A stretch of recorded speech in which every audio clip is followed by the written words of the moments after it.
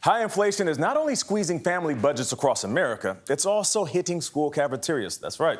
Supply chain disruptions and the rising cost of food are shrinking what's on the menu for students. Scott MacFarlane visited a Maryland school to find out how lunches have changed this year and what bigger changes and challenges lie ahead. In the cafeteria at Meade Middle School in Anne Arundel County, Maryland, they always follow the recipe. But this year, they're also learning to improvise.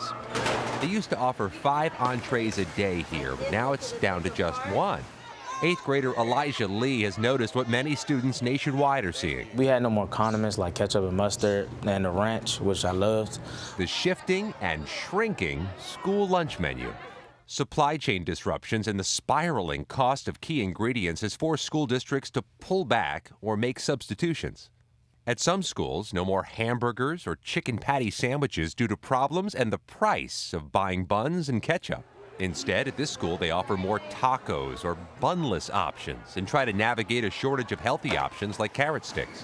Our students are very savvy. They know what they eat, what they want. Even the trays and plates have been in short supply.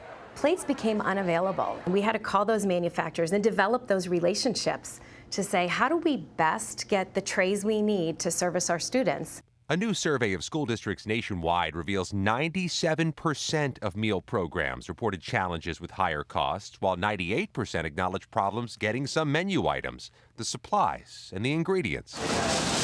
In one of America's largest school districts, in Montgomery County, Maryland, the local school system has a central kitchen to cook for all 135 elementary schools. That tray of food I get at lunch, that costs more to make than it did last year. Yes. Significantly? Yes, we are up about 15%, 15, sometimes 20% in inflation rates.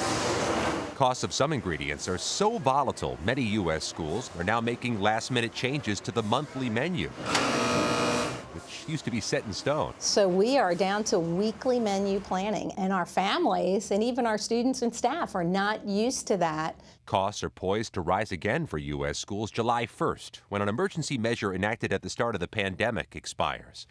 The U.S. Department of Agriculture, which has been offering schools $4.56 reimbursement for every meal served, will reduce that reimbursement to pre-pandemic levels, closer to $4. We could be losing about $700,000 a month in reimbursement, and that's huge. You know, that's going to be a big hit for us. There are proposals here in Washington to extend those higher reimbursement rates to help schools weather this storm. When we were in nearby Montgomery County, Maryland, we saw them taste testing vegan sauces and vegan soups for schools. Those items are actually easier to procure right now. Nate, the schools are navigating trickier menus and tighter budgets. That's right, Scott. We appreciate you. Got to help these kids learn. Full stomach does help, that's for sure. Learn on an empty stomach. Yeah, learn on an empty stomach. All these years later. Yeah, my options were tater tots and fish sticks. Yeah, That was it. You and me both, Gayle.